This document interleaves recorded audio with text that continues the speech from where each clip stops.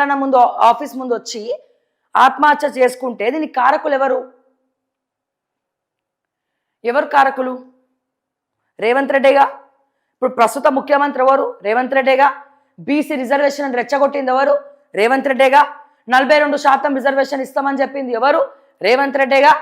INPR government of Telangana INPR సొమ్మును బీహార్కి అప్పచెప్పి బీహార్ పత్రికలకు మెయిన్ హెడ్లైన్స్కి అడ్వర్టైజ్మెంట్లు ఇచ్చి మే తెలంగాణ మే రిజర్వేషన్ కియా గయా అని చెప్పి ఈ తెలంగాణ కాంగ్రెస్ అధికార party government of Telangana INPR ఇక్కడ పైసలు ఇవ్వంటారు, ఆడ బీహార్ పత్రికకు బీహార్ ఎన్నికలు వస్తున్నాయని చెప్పి మెయిన్ హెడ్లైన్స్లో మే రిజర్వేషన్ కియా గయా తెలంగాణ మే. మరి రిజర్వేషన్ కియా గయా అయితే ఆత్మహత్యలు ఎందుకు జరుగుతున్నాయి? ఎందుకు కొట్లాటలు అవుతున్నాయి? ఎందుకు ఇవన్నీ?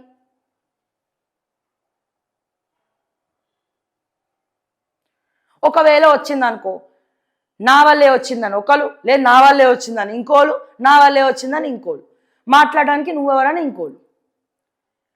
ఇక్కడ చాలా చోట్ల డిస్క్రిమినేషన్ జరగట్లే,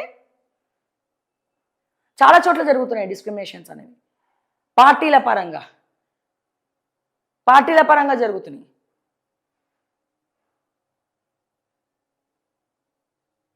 మా రిజర్వేషన్ రావాలని కోరుకోవడం వేరు, పక్క కులాలను పదే పదే దూషించడం వేరు.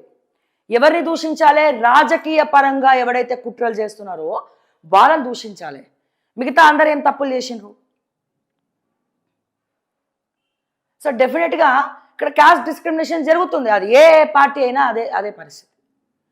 సో ఒకసారి దీని గురించి మనము ఒక్కసారి Telangana real estate association president Praveen Goud గారిని అడిగి తెలుసుకుందాం, ఎందుకంటే ఆయనకి క్లియర్గా దీని మీద అవగాహన ఉన్నది. ఇప్పుడు గాంధీ హాస్పిటల్ ఆయన పరిస్థితి ఎలా ఉంది ఏంటి అనేది సో తెలుసుకునే. హలో సార్, నమస్తే సార్, నేను శ్రావ్య లైవ్లో ఉన్నాం సార్ మనము. నమస్తే, చెప్పండి మేడం. సార్ ఎలా ఉంది సార్ పరిస్థితి? సాయి అనే వ్యక్తికి గాంధీ హాస్పిటల్లో అడ్మిట్ అయి ఉన్నారు. విషంగానే ఉందండి. ఓకే, దీని అంతటికి బీజేపీ, కాంగ్రెస్, బీఆర్ఎస్ పార్టీలు బాధ్యత వహించాలి. ఆల్ పార్టీస్ బాధ్యత వహించాల్సినటువంటి అవసరం ఉంది. ఎందుకంటే బీసీలను వాళ్ళు మనుషులుగా చూడటం లేదు, బీసీలకు హక్కులు కల్పించటం లేదు, బీసీలకు రిజర్వేషన్స్ కల్పించట్లేదని అతను మనోవేదనతోటి పెట్రోల్ పోసుకోవటం జరిగింది. చాలా బాధాకరమైనటువంటి విషయం సార్. అయితే సార్ చెప్పండి.